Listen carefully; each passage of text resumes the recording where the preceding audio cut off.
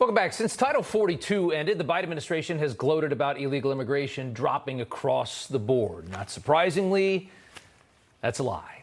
Homeland Security is simply rerouting illegal migrants through ports of entry at the southern border to give the appearance of illegal inflows dropping under Biden's watch. According to a House GOP report, more than 35,000 illegals have been encountered at ports of entry, 17% of the 204,000 total migrant encounters in May. That's a 34% increase for the ports of entry from January of 2023. Migrants are told to use the CB1 mobile app by left-wing NGOs that are operating in Mexico at Biden's behest, which allows them to avoid a recorded arrest at the border.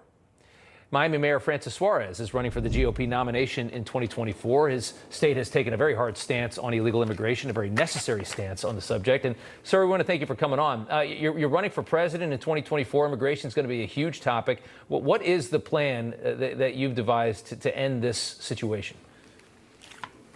Thanks, Rob. Yeah, this is not catch and release. This is wave and release. Yeah. We've seen record numbers in the last 2 years, and it doesn't just impact our cities in terms of illegal immigration. You also have 80 to 90,000 Americans that are dying of fentanyl every single year being pushed by China through our southern border. That's the equivalent of a 747 crashing every single day. I promise you, if one 747 crashed, we would stop everything and we would give the border the attention that it deserves for the national crisis that it has created. This is the only thing that's unifying public officials across America. You even see Democrat mayors complaining about the porous border. We need a comprehensive plan. From my perspective, the number one issue is securing the border. I'm going to be going to the border soon so that I can see it from the ground. But we have to involve our border patrol agents. We have to use technology.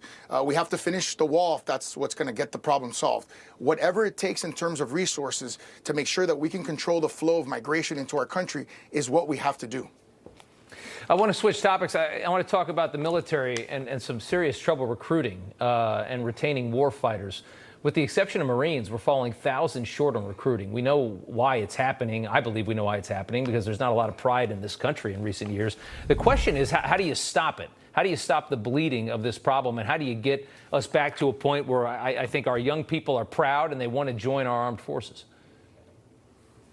This is not just a problem with the military, Rob. This is also a problem with law enforcement. We have this defund police movement has, made what is the hardest profession in America, being a law enforcement officer, where you get paid the least amount of money with the most risk and the most scrutiny, a very unattractive, profession. And it's a problem across America. I think the Biden projection of weakness around the world, where our enemies are getting stronger, where America has, incompetently withdrawn from Afghanistan, which has obviously motivated Putin to invade Ukraine and China to not just create, spy base in Cuba, but now military training base in Cuba, just 90 miles away from us. I mean, this is an unconscionable strategy, which of course is going to impact the morale of our troops. I mean, as you said, it doesn't, you don't have to wonder why no one wants to step up and serve, because our country is projecting weakness around the world, and that's not who we are as Americans. Right. Mayor Suarez, we appreciate you coming on. Thank you, sir. Thanks, Rob.